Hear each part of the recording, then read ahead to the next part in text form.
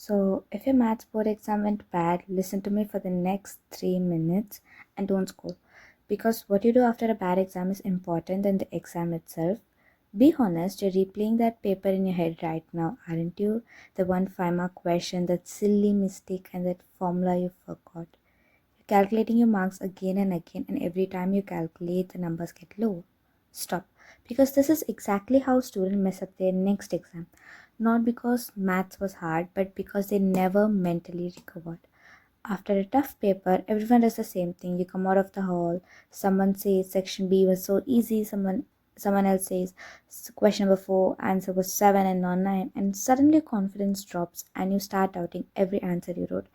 And by the time you reach home, you feel like your percentage is already gone. But tell me something, can you get back and write that exam? No. And can you change even one step now? No. Then why are you wasting your energy on something that is already finished? Boards are not about one perfect scores, they're about consistency across all papers. Even toppers don't walk out saying every exam was amazing. The difference is they recover fast. So, here's what you're going to do. No discussions. I don't care if your friends are talking about answers, walk away. Protect your mindset and stop calculating your marks, and your estimation is never going to be accurate anyway. And shift your focus within 24 hours, not after 2 days or not after crying for one whole night. Like, it's impossible to completely forget about the things, but still try to move on.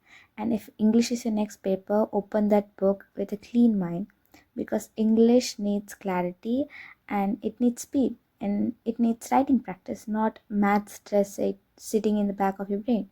And let me tell you something important. One bad paper can reduce maybe 5 to 10 marks or even 20 marks, but carrying stress into the next exam, that can cost you 20 to 30 marks easily. So what's more dangerous, the tough maths paper or your reaction to it? So you still control your next exam, you still control your preparation, you still control your effort, and your final percentage is not decided yet, not even close. So 5 years from now, you won't even remember one difficult maths paper, but you will remember whether you gave up after it or stayed focused.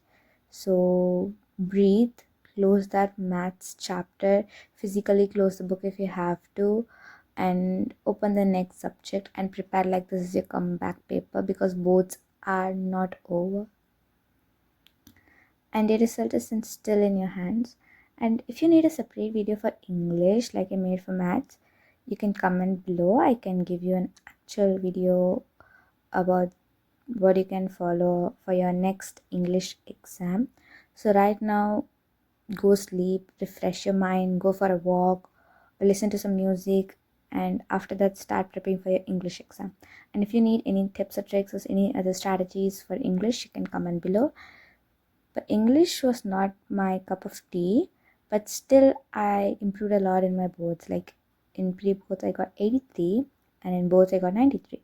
That's definitely a very big improvement. So English was my least score in board exam.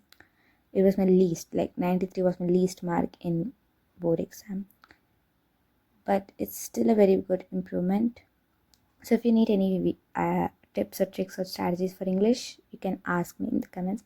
And right now, go take a nap or refresh your mind, and try to read the chapters, try to read the NCRT, because NCRT is the key. And forget about your maths exam. Go study for the next exam. Thank you for watching. All the best for the next exam.